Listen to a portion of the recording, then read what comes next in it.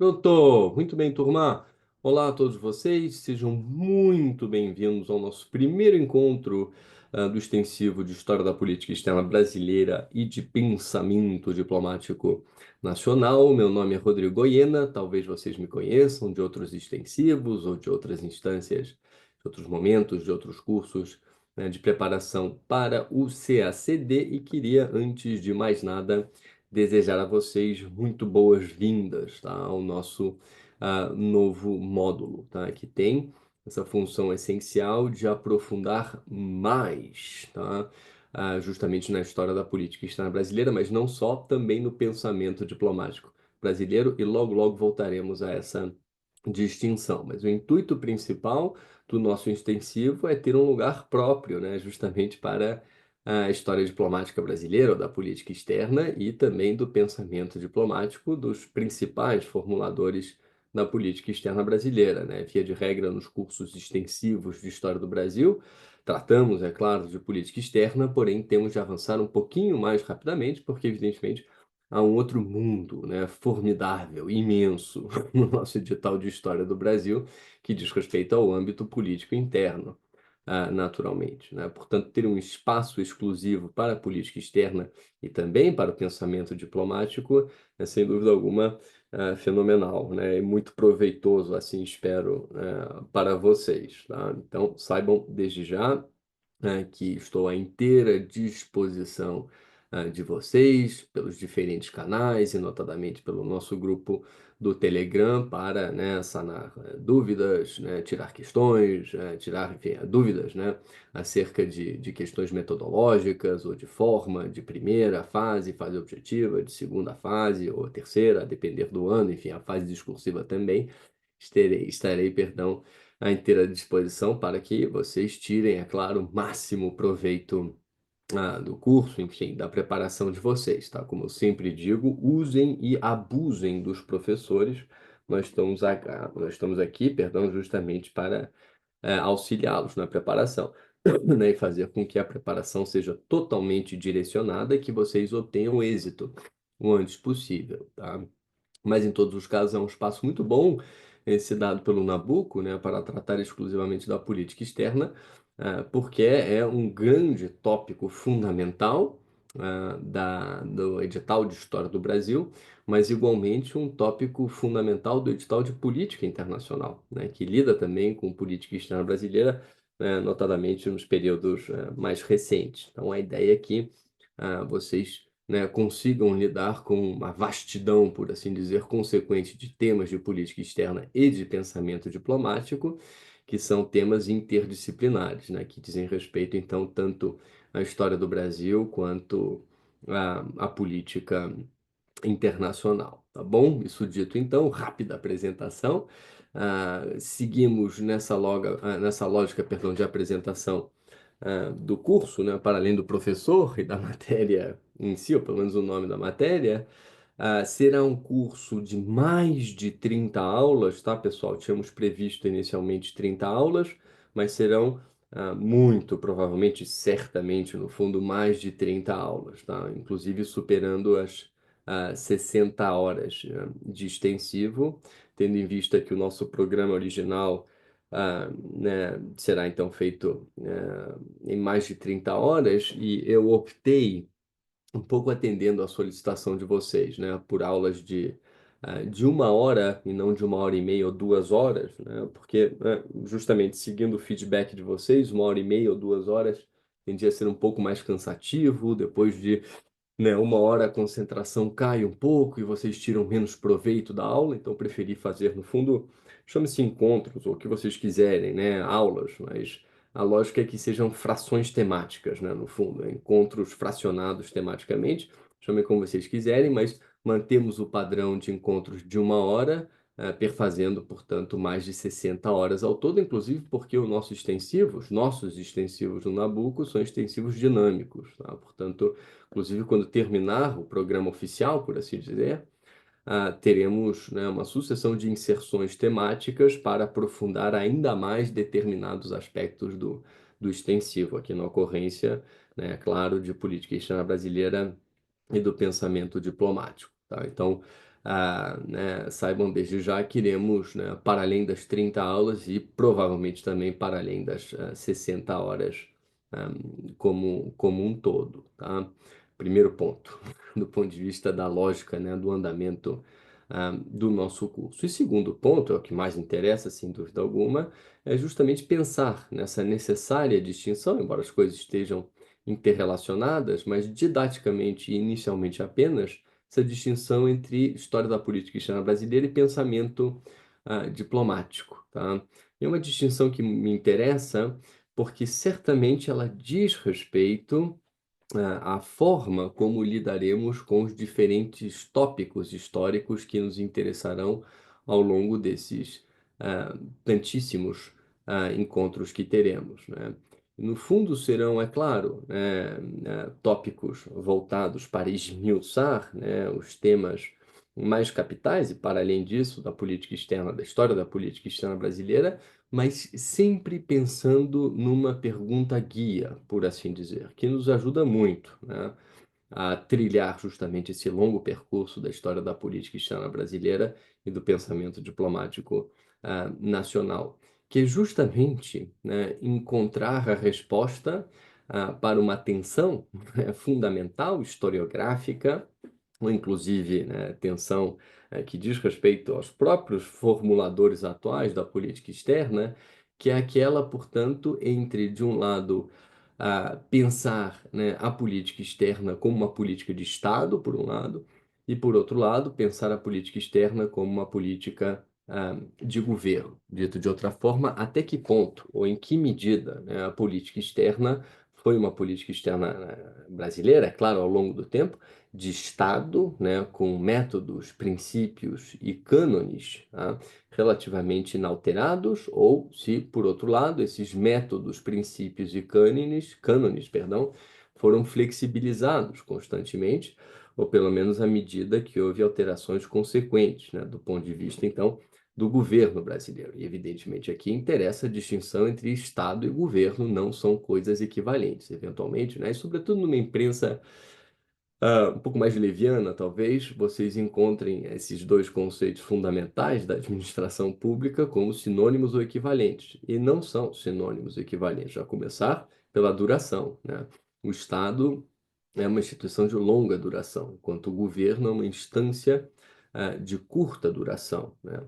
Um determinado governo faz a gestão do Estado no fundo, até certo ponto, porque há forças, fossem, ou sejam, né, econômicas, políticas ou sociais, de Estado, que inclusive encurtam, né, a margem de atuação do governo. Essa é uma pergunta dificilíssima, né, do ponto de vista da ciência política ou da história, que procuraremos não enfrentar como tal, do ponto de vista teórico, mas que nos interessará, sem dúvida alguma, para pensar justamente a política externa brasileira ao longo do tempo. Que política externa foi essa? Quais foram os padrões? Quais foram as continuidades? E quando houve rupturas, por que elas se deram? Elas se deram exclusivamente devido a, né, alternâncias constantes, né, nos governos, né? Ou essas rupturas expressam, né, viradas muito abruptas, né, partidárias no governo? O que que essas rupturas expressam, né?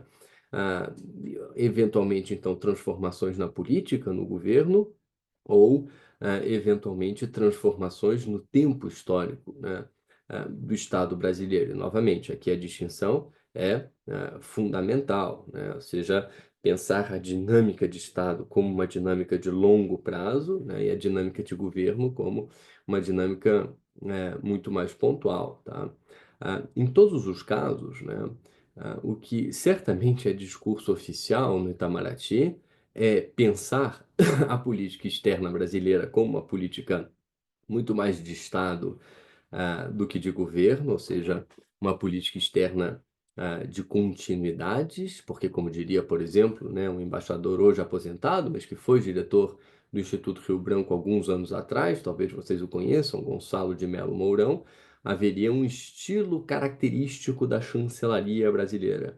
E esse estilo característico seria uma característica, então, diplomática de Estado, muito mais do que de governo, né? Pelo menos pensando nas últimas décadas, da história do país, né? O Brasil adotou determinados princípios de ação que foram, ou segundo ele, né, teriam sido inalterados, em que pese, então, as mudanças significativas no governo, né, as composições partidárias que se assentaram no poder, né, que assumiram o governo, né. Esse estilo característico da chancelaria brasileira, na ponderação do Gonçalo de Melo Mourão, diria respeito à adesão ao direito internacional, sobretudo pensando, né, na era pós-regime militar, ou seja, no tempo da Nova República, que ainda é o tempo presente, né, do Estado brasileiro, né. Adesão ao direito internacional, o não recurso à força e à solução pacífica de controvérsias, a não ingerência, a observância dos direitos humanos, a defesa, né, da autodeterminação, perdão, dos povos, a igualdade entre os estados, a defesa da soberania nacional, a cooperação internacional, tá? Seriam então elementos definidores de um estilo característico e perene, são as continuidades então da chancelaria brasileira. Portanto, haveria algo próprio ao Itamaraty, que seria uma instituição de Estado muito mais que uma instituição de governo, tá? Uma ponderação, né, defendida justamente, inclusive oficialmente, né, pelo Itamaraty, né, sem que isso signifique, evidentemente, uma afronta ao determinado governo da hora. Ajustes seriam possíveis, porém ajustes dentro de um estilo característico da chancelaria brasileira. Isso por um lado. Agora, por outro lado, né, se pensarmos numa máxima de um chanceler brasileiro absolutamente relevante, né, justamente para o pensamento diplomático nacional e para a história da política externa brasileira, o Azeredo da Silveira, que liderou o Itamaraty na época do governo Geisel, né, para ele, a maior tradição do Itamaraty seria saber renovar-se, né?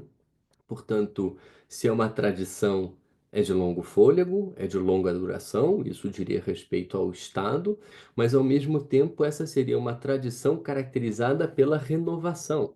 E toda pergunta então seria o que que pautaria, o que que pautou essa renovação.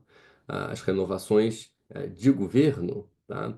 Inclusive, não forçosamente pensando em governos pontuais um após o outro, mas pelo menos numa sequência de governos regidos por uma mesma lógica de governo. Os governos militares, por exemplo, os governos do PT, mais recentemente, e poderíamos seguir nessa mesma toada. Como se dá essa renovação? Por que se dá essa renovação e qual o grau da renovação? Portanto, essa já seria uma modulação, né, quanto à suposta continuidade ou característica perene, então, desse estilo próprio da chancelaria brasileira, tá? Há renovações. E o que que elas expressam, essas renovações, tá?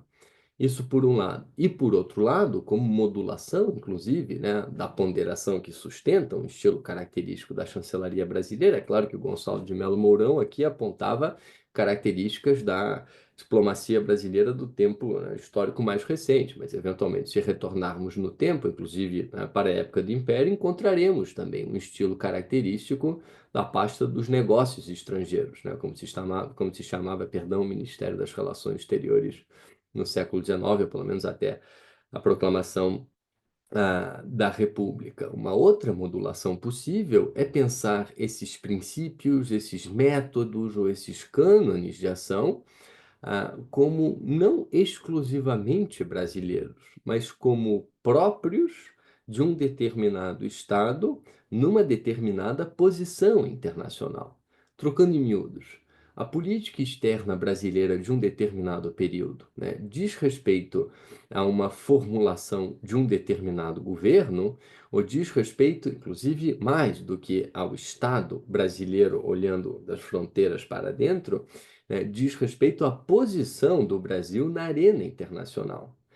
Uma coisa, evidentemente, é ser parte da periferia do mundo, né? Outra coisa é ser parte do centro. Se aceitarmos, né, no fundo, a divisão tripartite do mundo, né, pensada, teoricizada pelo Immanuel Wallerstein, talvez vocês o conheçam, né, que pensa o mundo, ou pensava o mundo justamente numa tripartição a partir da qual haveria um centro, né, claramente protagonista da ordem internacional, uma semi-periferia, seriam os países em desenvolvimento, diríamos hoje também, e a periferia como tal, a periferia da periferia, ou seja, a depender, essa é a modulação possível, a relativização possível para a ideia, né, de um estilo característico, contínuo e quase perene de uma determinada chancelaria, a relativização seria dizer que esse estilo não é característico da chancelaria brasileira.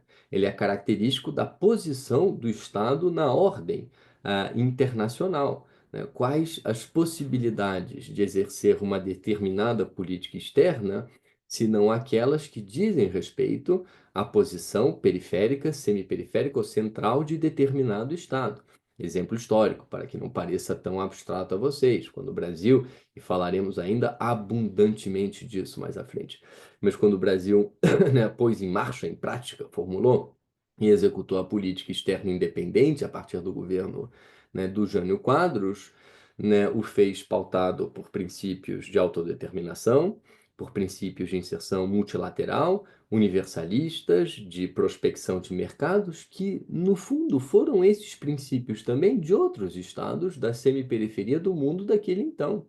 A política externa argentina, daquele mesmíssimo momento, pensando, por exemplo, no Arturo Frondizi, né, presidente da Argentina, coincidindo basicamente, né, o final do governo JK e o governo, né, do Jânio Quadros, essa presidência argentina foi uma presidência que formulou uma política externa muito semelhante à política externa independente do Brasil.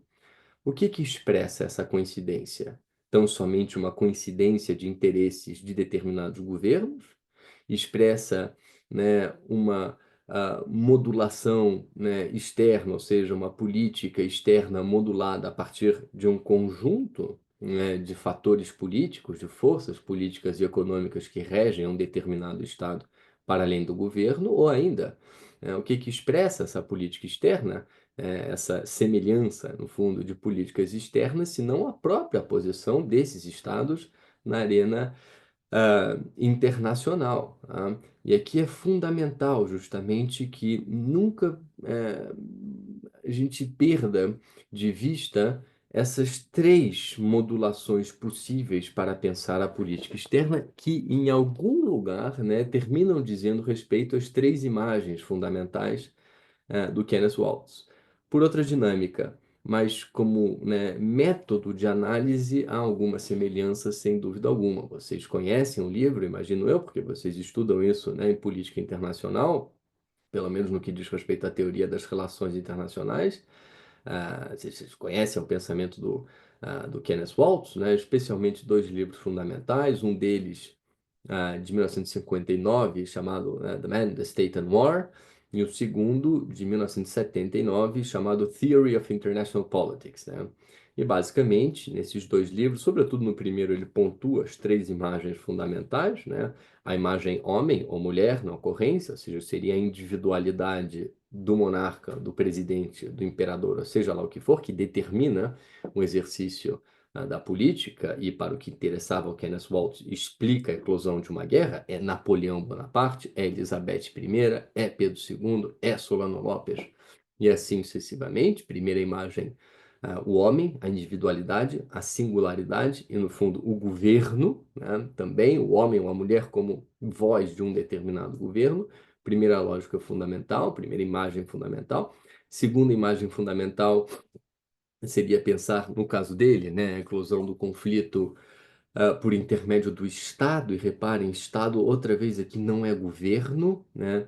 Estado diz respeito né, notadamente aos diferentes capitais, seja o produtivo industrial, o produtivo agrícola, o capital financeiro, o capital ligado ao comércio, aos serviços, que evidentemente impactam por intermédio de pressões, né, e não forçosamente como lobby parlamentar, mas impactam a gestação, a formulação das políticas públicas, que, portanto, incidem e orientam os governos, né? A imagem simbólica seria, sei lá, o peso da Faria Lima ou da Fiesp, né?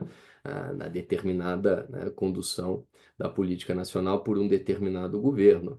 Mas nessa segunda imagem, justamente, né, seria essa dinâmica de forças políticas, eventualmente, né, numa versão marxista, um embate entre classes sociais, o que determinaria ou não a inclinação de um Estado para a guerra ou para a paz. O fundamental seria pensar o Estado para além do governo, ou seja, para além das instituições ah, mais pontuais de administração, como poder executivo, legislativo ou judiciário. Pensar as instituições que perpassam o tempo, né, do exercício de um determinado governo no executivo, no legislativo ou no judiciário, né?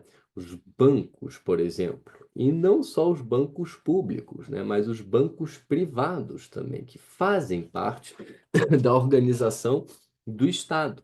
Não são bancos ou figuras dentro de bancos eleitos, evidentemente, mas a tal ponto, né, a margem de crescimento econômica depende, né, da organização financeira do país, assim como da organização produtiva do país, que a própria dinâmica política interna ou externa desse determinado país diz respeito, né, ao comportamento, aos interesses, ao modo de produção, às formas de produzir e distribuir riquezas que são pautadas justamente por grupos que não forçosamente se elegem para o governo, tá? Mas que estão presentes justamente na arquitetura do Estado, porque impactam singularmente a produção e a redistribuição de riquezas, tá? Ou ainda poderíamos pensar, para não ficar apenas, né, na esfera econômica, nas Forças Armadas, tá? As Forças Armadas são de governo, né, ou de Estado, né? Se são corporações perenes, expressariam então interesses de Estado, impactando nesse sentido a condução política dos próprios governos, a depender do tempo histórico, a depender da cultura política de um determinado país, a depender do grau de politização ou de partidarização das Forças Armadas. Essa é a segunda imagem, tá? E a terceira imagem, na lógica do Kenneth Waltz, diz respeito ao sistema em si, né? Diz respeito, portanto, né, às relações internacionais como tal. E aqui o que mais interessa não é o interesse de um Estado em relação ao interesse de outro Estado, é a relação, ou seja, quando esses interesses são relacionados, essa relação produz algo diferente, né, do que a soma dos interesses das diferentes partes que compõem um determinado sistema internacional.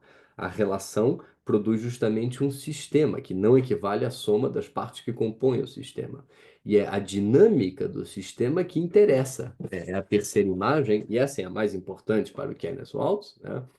É a dinâmica, então, das relações, o sistema em si, que pauta, né, um determinado andar, né, das relações internacionais, enfim, né, da dinâmica global, né, o que explica a inclinação de um Estado ou não para o conflito, ou, por outro lado, para a paz. É o sistema que conta, o jogo de alianças internacionais, como as relações entre determinados Estados impactam as relações para outros Estados em relação com outros Estados ainda, né? A terceira imagem para o Kenneth Waltz é fundamental. Ele não expressa isso no primeiro livro, mas no segundo, o de 79, justamente ele deixa claro, né, que a imagem determinante é o sistema, é compreender a balança de poder, né, a melhor imagem, justamente, o melhor método para entender o porquê, né, dos conflitos internacionais, que era o que preocupava ele, né? 59, claro, né, início da Guerra Fria, a possibilidade de um conflito, né, o mundo saindo da Segunda Guerra Mundial.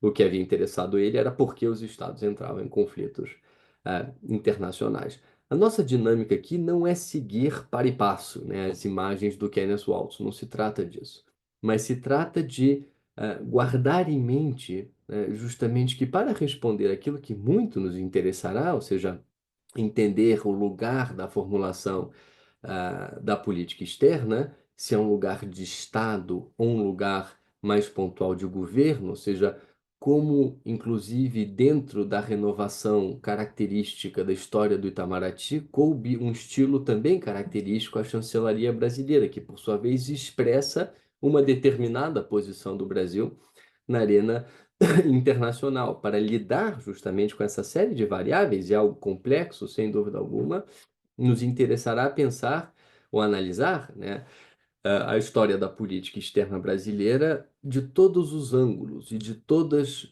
ou por todas as perspectivas possíveis, né? Pela perspectiva, sem dúvida alguma, dos condicionamentos internacionais, qual era a posição internacional do Brasil num determinado período e como essa posição impactou as meras possibilidades, né, de formar uma política externa num sentido ou no outro, tá? E é claro, a depender do grau de autonomia que determinado Estado tem na ordem internacional, e autonomia é sempre uma gradação e nunca uma totalidade, que o poder não é estanque. A autonomia é uma autonomia em relação a, né? E se é uma relação, é uma gradação, porque uma relação é uma distribuição hierárquica e desigual que seja, mas é uma distribuição específica de poder, né?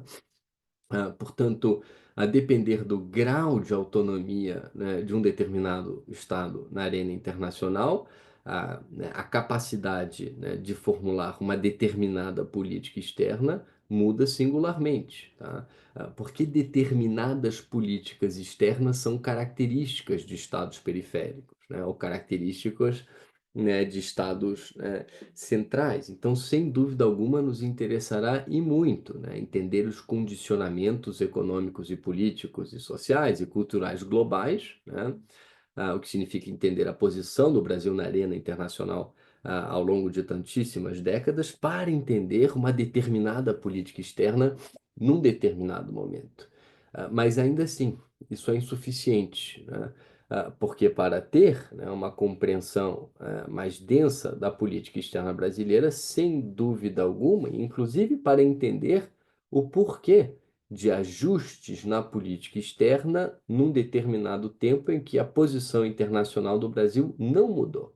Por que houve um reajuste? Se houve um reajuste, em quais termos esse reajuste se deu? E aqui, evidentemente, temos de olhar para uma multicausalidade de fatores, pensando no Estado, ou seja, se houve um ajuste na política externa, esse ajuste expressou, né, uma transformação do ponto de vista das forças produtivas nacionais, né, expressou uma realocação do eixo produtivo nacional, seja para uma região, um espaço para o outro, ou do ponto de vista de um setor econômico para o outro. Quando isso acontece, por que que a política externa se reajustou? Se é que se reajustou. E aqui interessa pensar o Estado, e por essa via a política externa expressaria transformações do Estado brasileiro, muito mais do que pontualmente de governo.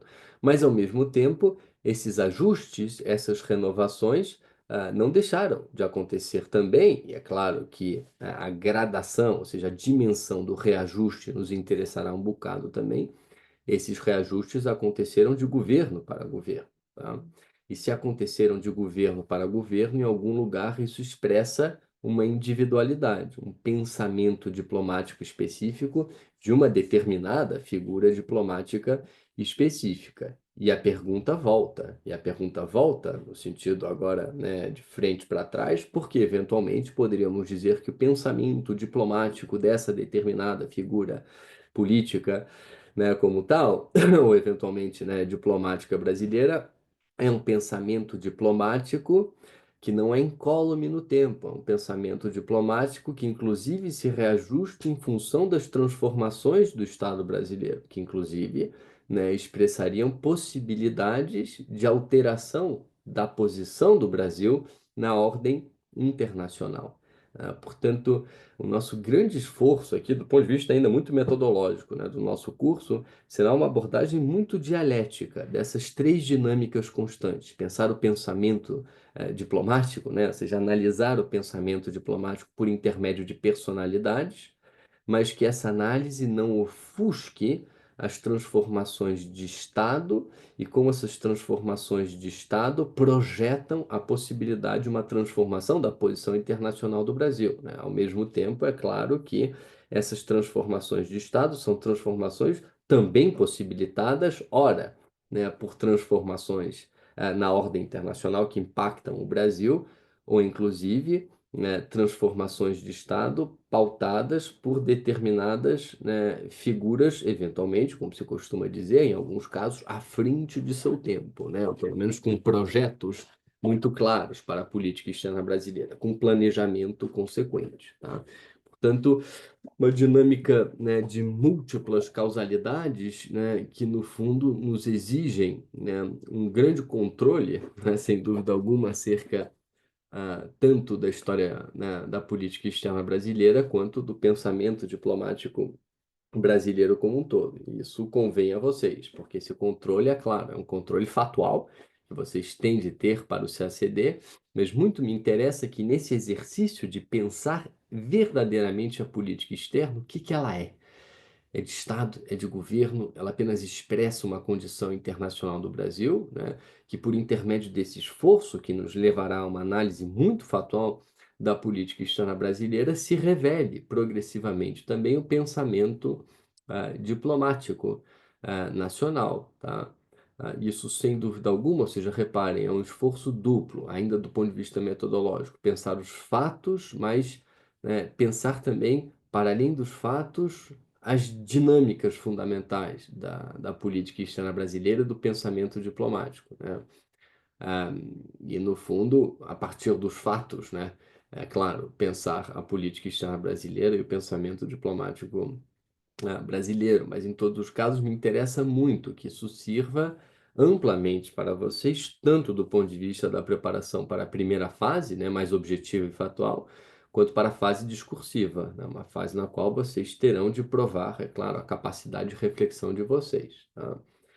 Muito dificilmente, evidentemente, vocês terão uma pergunta como essa, né? A política externa brasileira é de Estado ou de governo, né? Não é o tipo de questão, seria uma excelente questão, mas seria também um Deus nos acuda.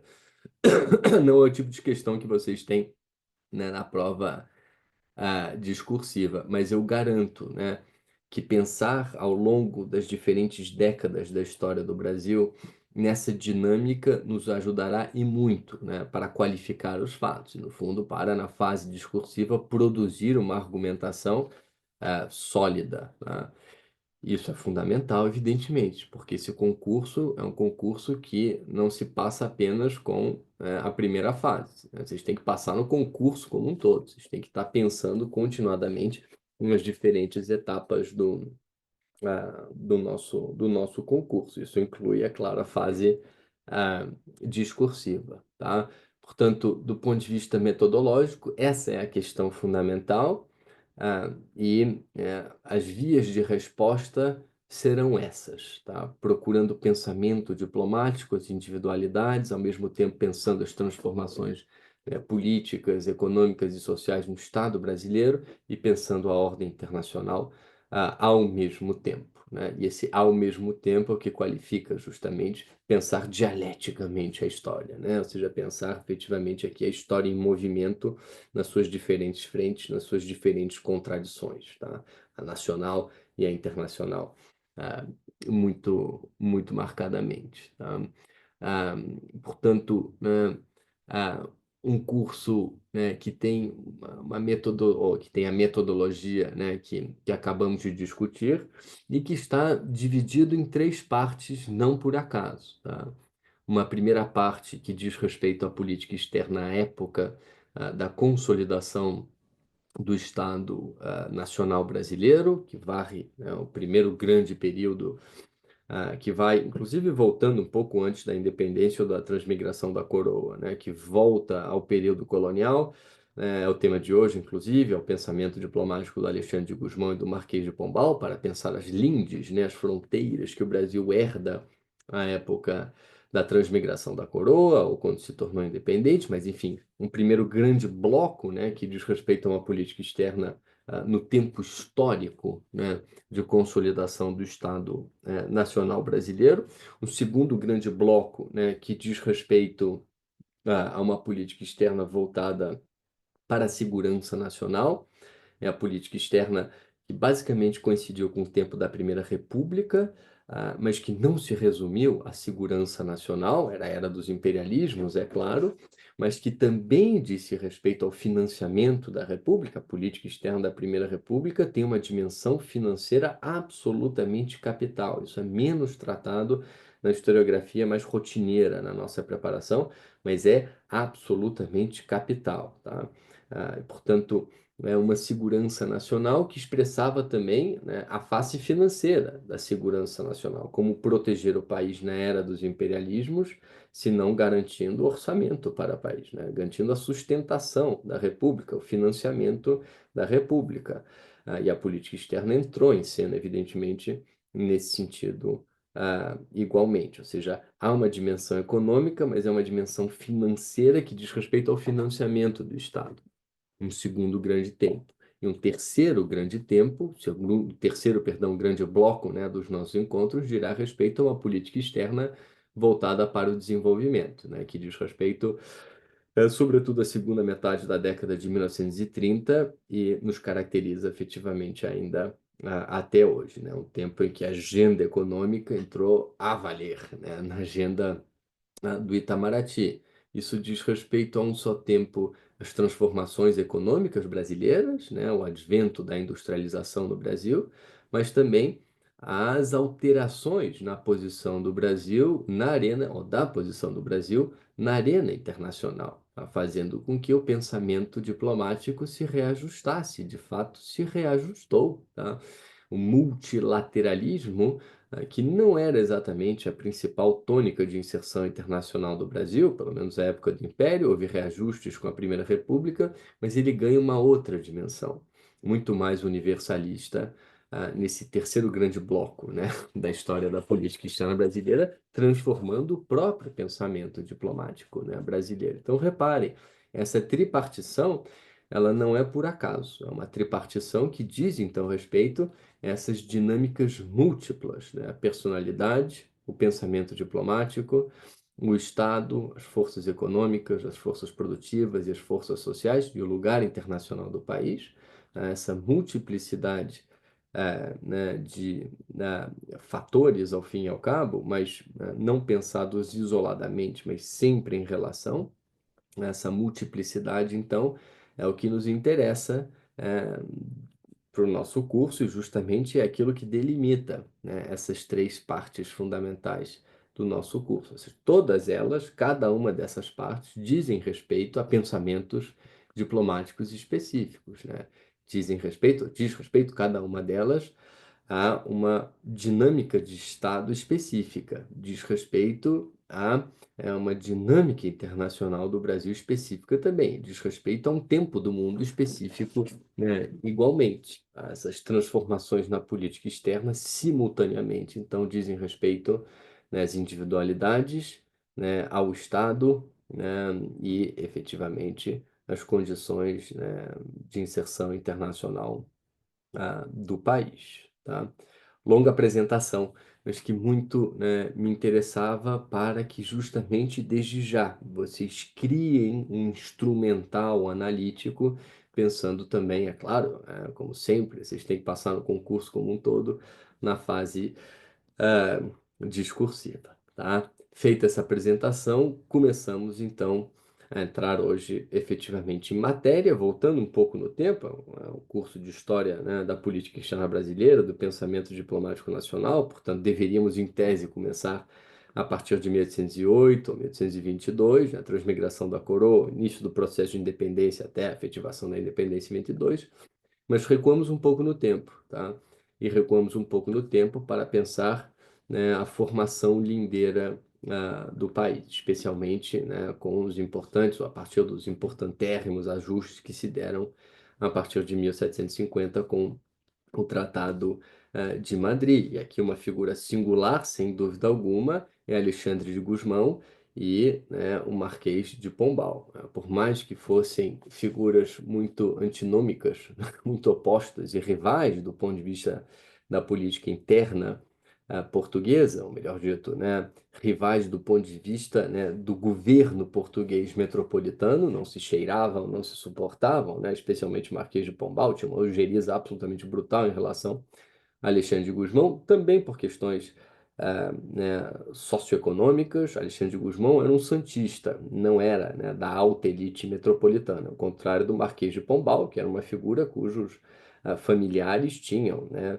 desde anos, né, trânsito na alta cúpula administrativa portuguesa, né, uma espécie de reprovação socioeconômica, desdém, né, do Marquês de Pombal em relação a Alexandre de Gusmão, mas em que pese justamente essas rivalidades mais comezinhas, eram figuras que expressaram, né, um pensamento diplomático semelhante, e um pensamento diplomático, do ponto de vista do Império Português, muito ancorado na preservação do Brasil, muito ancorado na segurança territorial do Império, o Brasil em primeira instância, o que significava também, né, assegurar, no fundo, a posse do Brasil devido ao interesse econômico na economia brasileira, o interesse metropolitano, melhor dito, na economia brasileira. Aquele já era um tempo em que já estava claríssimo, sem dúvida alguma, né? O coração econômico vibrante, pulsante do Império Português não era a metrópole, nem o que restava das colônias, né, asiáticas e tampouco as colônias na África, era o Brasil, sem dúvida alguma, né? Pelo menos desde o ciclo do ouro, o início do ciclo do ouro, segunda metade do século XVII, já ficava claríssimo que o Império Português havia se atlantizado, né? A orientação do Império Português era totalmente atlântica, isso dizia respeito ao Brasil. O fundamental era preservar o Brasil, né? Para preservar, no fundo, as contas públicas do reino e para preservar a sustentação, né, produtiva do reino, né, para sustentar, numa lógica mercantilista, a metrópole, sim, mas, sem dúvida alguma, também o império como um todo. No fundo, a metrópole dependia aqui da colônia brasileira. E o momento, historicamente falando, era grave, esse de meados do século XVIII, porque o Brasil ainda era um território amorfo do ponto de vista jurídico. Não se sabia, né, ao certo o que era e o que não era colônia brasileira, outra vez, né, do ponto das demarcações jurídicas, ou tão simplesmente do ponto de vista cartográfico, né? Desde o início do século XVII, os portugueses, né, haviam se lançado num projeto de adentramento do espaço colonial, é o processo de interiorização da colônia, sem dúvida alguma. Um grande marco, é claro, que foi, né, a fundação do Forte do Presépio, Belém do Pará, em 1616. A partir dali, adentrando o Vale Amazônico, a Bacia Amazônica, e encontrando, inclusive, pouca resistência espanhola. E deveria, pelo menos em tese, haver resistência espanhola, porque aquele território era um território que estava para lá, para o oeste, né, da linha, né, de Tordesilhas, né? Um tratado assinado em 1494, como vocês muito bem sabem. Mas houve pouca resistência espanhola, inclusive porque a circunstância colonial espanhola era uma circunstância, no fundo, que fazia com que o interesse da metrópole espanhola girasse em torno ao vice-reino do Peru e também em torno às minas de Potosí, né? O Império Colonial Espanhol na América do Sul estava e esteve, né, pelo menos, né, até, né, o século XVIII, muito centrado, né, no vice-reino do Peru. Lima era o principal porto de escoamento de riquezas minerais, com ajustes, né, sem dúvida alguma, né, tendo em vista que, a partir do momento em que Buenos Aires, né, se consolidou, né, como porto efetivamente de potencial comercial imenso, tendo em vista a possibilidade de escoar, né, a produção de prata das minas de Potosí, que ficava no Alto Peru, atual Bolívia, justamente pela Bacia Platina. A partir desse momento, Buenos Aires ganhou relevo e importância, né? Sem dúvida alguma, né? E aqui estamos falando, né, sobretudo da passagem do século XVII para o século 18, mas em todos os casos, reparem, por uma via ou por outra, seja pela via do ponto de escoamento, né, amazônico, por assim dizer, ou inclusive pensando nas minas de Potosí, a partir de Lima, o ponto pacífico, por assim dizer, de escoamento aurífero ou, né, de minerais preciosos da coroa espanhola, seja por essa via ou pela via, né, de Buenos Aires, nenhuma dessas vias eram vias que colidiam, né, com o processo de interiorização da colônia brasileira no eixo norte, no eixo ah, amazônico, né? É claro, né, do Peru, do interesse, né, no vice-reino do Peru, não à toa, né, pioneiro, né, o vice-reino do Peru, do ponto de vista da constituição de uma arquitetura administrativa para a América do Sul. O vice-reino do Peru antecedeu em muito, né, a criação do muito tardio vice-reino do Rio da Prata, que justamente somente se constituiu a partir do momento em que rotas comerciais se assentaram de forma muito densa entre as minas de Potosí e o Porto de Buenos Aires.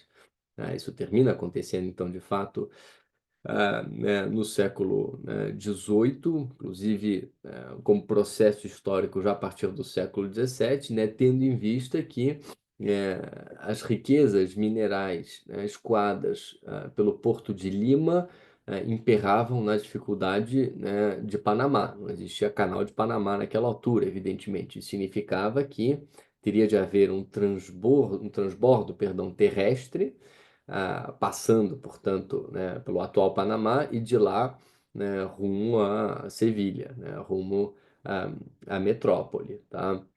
Essa era uma via. A outra via, evidentemente, era a via, né, platina, né, das minas de Potosí, passando pelo norte da Argentina, como, por exemplo, centros comerciais fundamentais, como, né, Tucumán, né, ou Salta, ou Jujuy, atuais províncias do norte da Argentina, e eram centros comerciais, né, capitais, tendo em vista que eram centros de criação de muares, né, mulas fundamentais para o transporte da prata.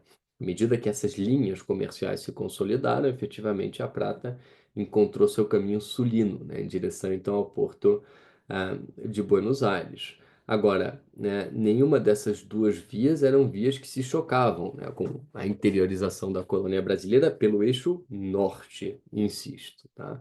Isso fez com que efetivamente, né, houvesse um adentramento, né, comercial, né, extrativo e populacional até certo ponto, embora de forma limitada, mas pensando nos jesuítas, efetivamente isso importou, pelo norte do Brasil, né, pela bacia amazônica do atual Brasil, sem resistência ah, espanhola, tá? Portanto, esse eixo norte foi um eixo norte em que houve praticamente ausência, né, de resistência de espanhola, coisa que não se deu nos outros dois eixos, tá? Os outros dois eixos foram eixos muito mais, né, disputados, tá? Inclusive porque os outros dois eixos, né, foram eixos em que os portugueses, né, se moveram menos facilmente, inclusive do ponto de vista geofísico, né? O eixo norte, é claro, é o eixo da bacia amazônica. E aí a geografia fluvial ajudou e ajudou muito os portugueses, tá? São as rotas das monções, né? Inclusive interligando o atual centro-oeste o sul da bacia amazônica, isso pelo lado sulino, né, da bacia amazônica. Pelo lado, né, norte, é claro, a ocupação da Foz do Amazonas, com a fundação, né, do Forte do Presépio, falávamos disso agora há pouco, né, permitiu, portanto, o adentramento, pelo rio Tocantins, por um lado, mas sobretudo pelo rio Amazonas, né? Geofísica, por assim dizer, fluvial, a geografia fluvial simplesmente ajudou e muito, sem dúvida alguma, a penetração, né, portuguesa além da linha de Tordesilhas nesse eixo amazônico, tá?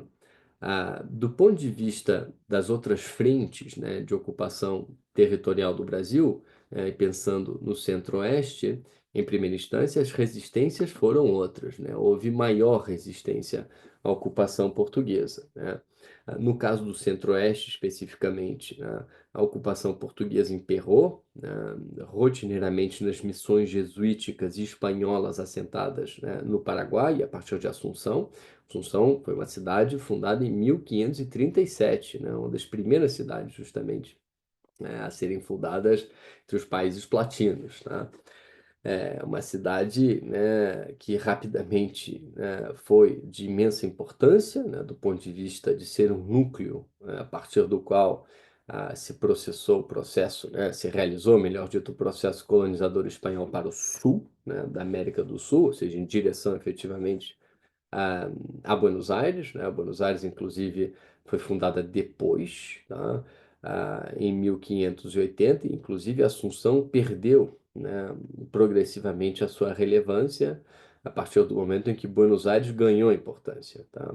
Aí ganhou importância, evidentemente, devido a ser o porto atlântico para o escoamento né, de minerais, de prata, notadamente, das minas de Potosí, né, que tomavam então a rota de Tucumã, né, o Jujuy, Salta, para alcançar Buenos Aires e então chegar à metrópole espanhola, né, Assunção, que fora, né, um centro comercial, né, expressivo, ah, para os termos, é claro, do século XVI, né, foi um assentamento populacional, perdão, expressivo, foi perdendo progressivamente a sua importância, a questão de drenagem, né, populacional justamente para Buenos Aires. Mas em todos os casos, para o que mais nos interessa aqui, o ponto é que os portugueses não conseguiram, né, superar a barreira de Assunção. Portanto, houve um limite, né, justamente a penetração portuguesa no eixo do centro-oeste, tá? E é claro, interessava, sem dúvida alguma, a captura, né, eventualmente de Assunção, a penetração, né, para além de Assunção, quem sabe, tendo em vista que isso permitiria controlar, pelo menos, né, uma parcela expressiva dos rios platinos. Isso era fundamental, né, para os portugueses, se tornou fundamental, especialmente, né, a partir, né, da segunda metade do século XVII, e especialmente a partir da segunda metade do século XVII, porque os portugueses se tornaram cada vez mais ativos no comércio platino, tá? No comércio processado a partir do Porto de Buenos Aires, ou né, de tudo aquilo que se escoava, participação das atividades comerciais né, que diziam respeito àquilo que se escoava pelo Porto de Buenos Aires. Prata, evidentemente. Os portugueses aqui eram fabulosos, né, do ponto de vista né, da participação comercial na bacia platina, tá? Inclusive, né, eram chamados de peruleiros, tá? Tendo em vista que participavam desse comércio articulado a partir da prata do Alto Peru, tá? Portanto, havia presença comercial portuguesa e, muito sintomaticamente, uma presença comercial ah, realizada, né, por intermédio de traficantes de escravos, e naquela época não era traficante, né, porque era totalmente legal, portanto, era trato, né, de escravos, eram portugueses que forneciam muito especialmente, não exclusivamente, mas muito especialmente mão de obra cativa, né, para a extração nas minas de Potosí, né, e é claro que entregando escravos, captavam prata, e a captação dessa prata permitia ampliar o comércio local, e não apenas local, internacional também. Essa prata na mão de portugueses e de espanhóis, naturalmente, também ia parar lá longe no mundo, né? Tão longe quanto o Japão e a China, efetivamente. Mas a presença portuguesa, é claro, comercial, e é uma presença, né, comercial que, no fundo, expressava a possibilidade, né, caso os altos rios platinos estivessem, né, controlados por portugueses, expressava, né, a possibilidade de criar pela via fluvial uma nova margem territorial para o Brasil, que seriam os rios, os principais rios platinos, né? O Rio da Prata, o Paraná e o Paraguai, né?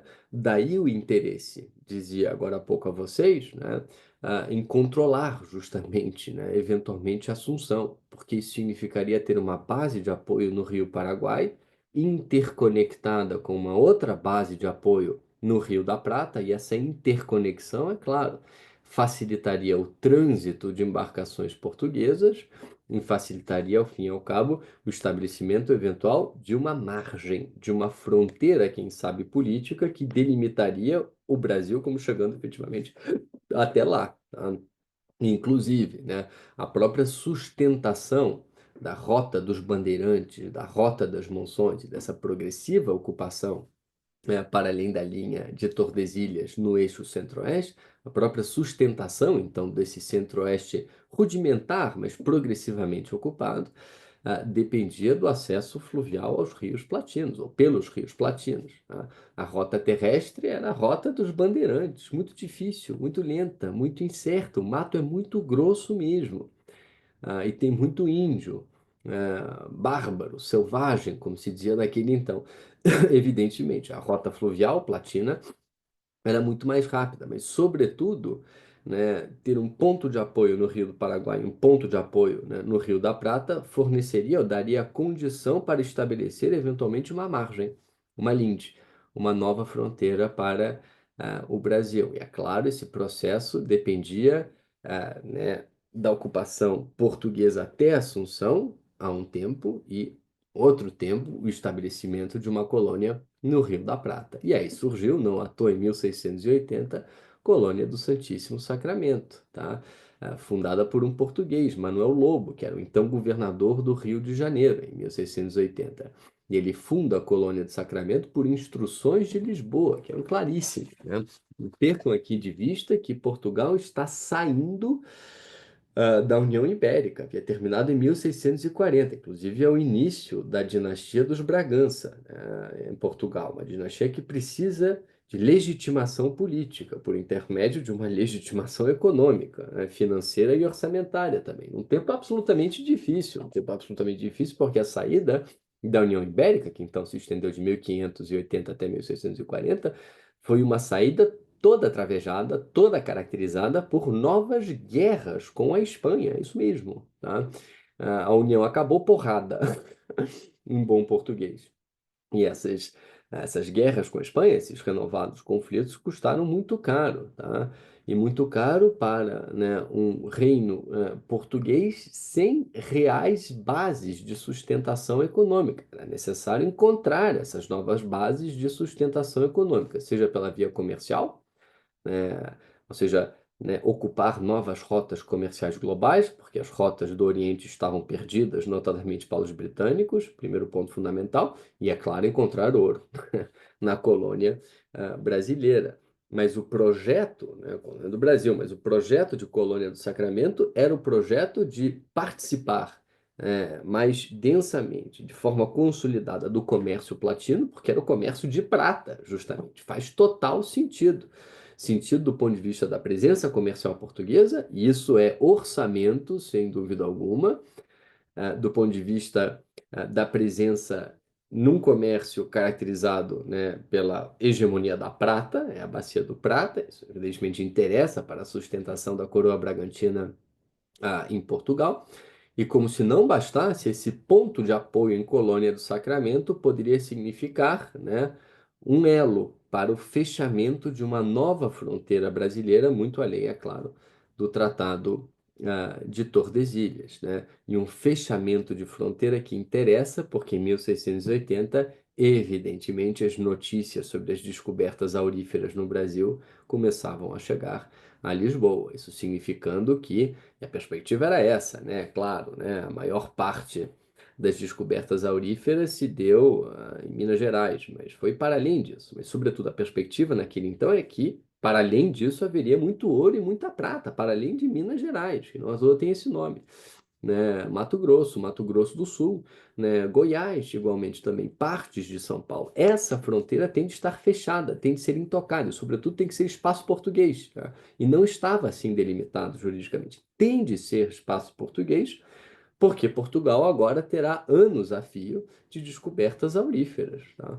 O que efetivamente permitiria uma afirmação soberana portuguesa perante a Espanha, mas não só, né? Perante o globo como um todo.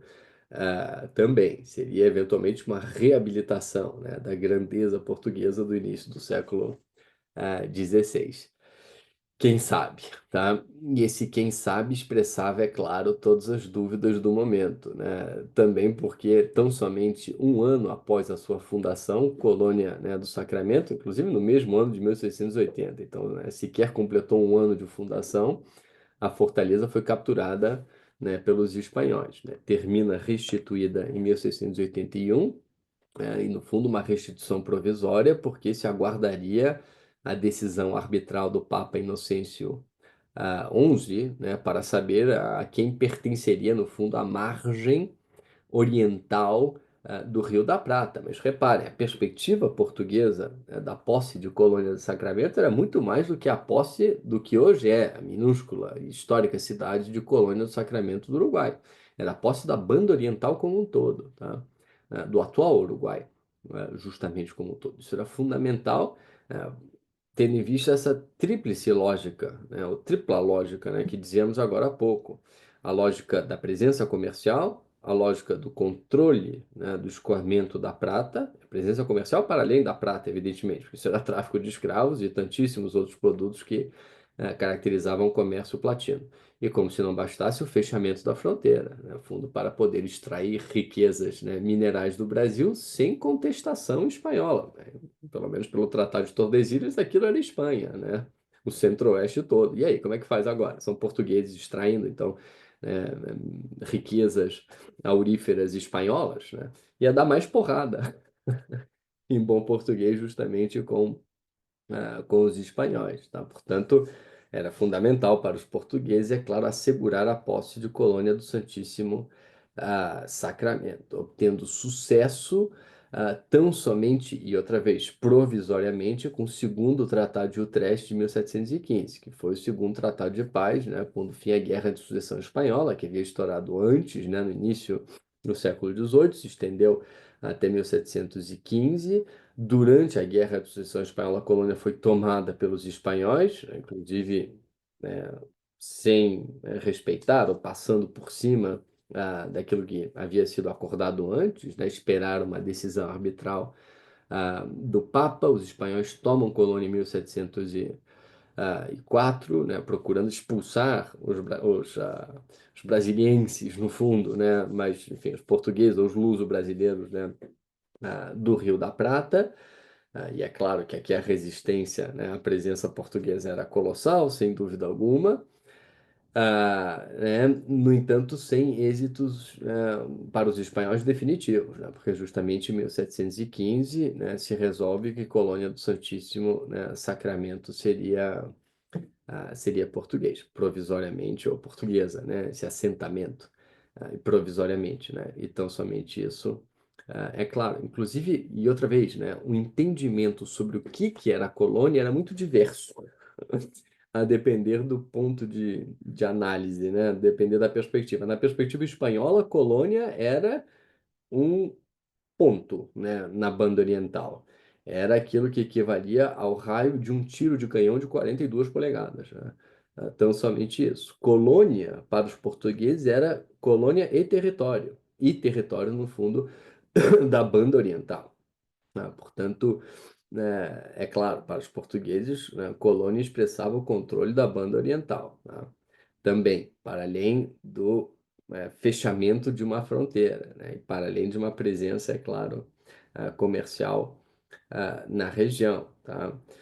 Portanto, com vistas a sustentar não apenas colônia, mas a banda oriental, foi que os portugueses, já então no início, né, do século XVIII, procederam à fundação de estâncias de gado no atual Uruguai, estabelecendo inclusive destacamentos militares e criando núcleos populacionais na região, tá, da banda oriental. Os espanhóis evidentemente se assustaram e fundaram Montevidéu, em 1726, um contrapeso à colônia, sobretudo um ponto de apoio, né, espanhol na banda oriental para, eventualmente, adentrar o território da banda oriental com vistas a expulsar os portugueses. Tarefa difícil, tá?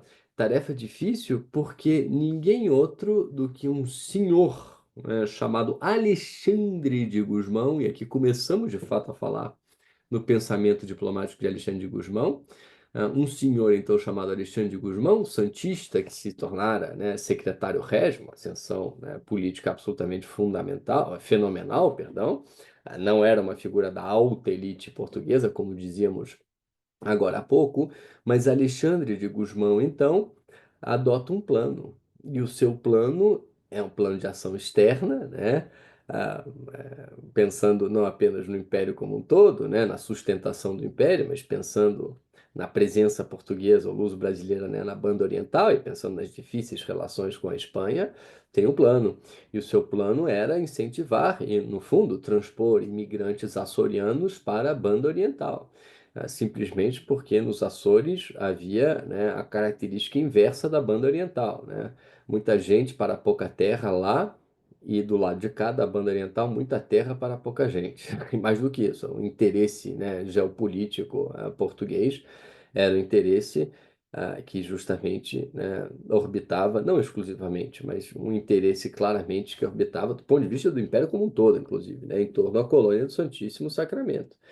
Fundamental, colônia não é apenas comércio, não é apenas prata, é tráfico. E tráfico paga as contas do Estado, os traficantes, justamente mais do que isso. Colônia é, ou melhor dito, né, assegurar a banda oriental e colônia é mirar no Rio Paraguai. E mirar no Rio Paraguai é fechar uma fronteira fluvial que permitisse, então, a consolidação jurídica, quem sabe, da presença portuguesa nessa larga região das Minas que ia para muito além de Minas Gerais, no centro-oeste, ao fim e ao cabo. Não havia certeza, né, havia ou não havia ouro, né, sei lá, no Mato Grosso. Na época, a percepção é de que havia, e, portanto, essa fronteira teria de ser fechada, como dizíamos agora há pouco. Nesse sentido, Colônia não é uma enclave.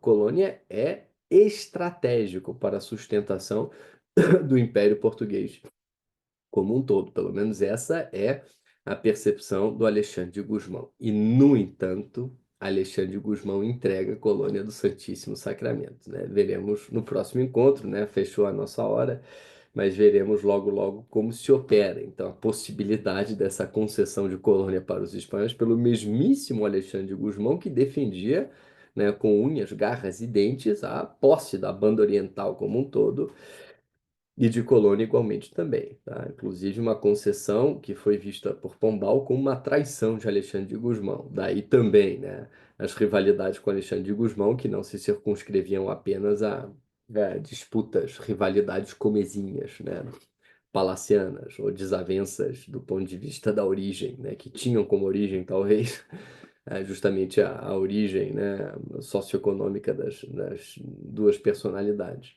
Fechamos hoje por aqui, mas reparem, turma, né? Qual foi o procedimento metodológico adotado até aqui? Pensar a condição brasileira, tá?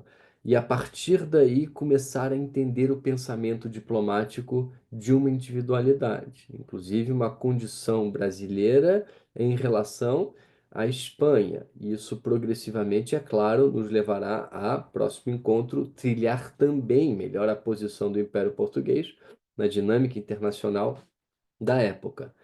Sempre, né? A multicausalidade ao mesmo tempo, né?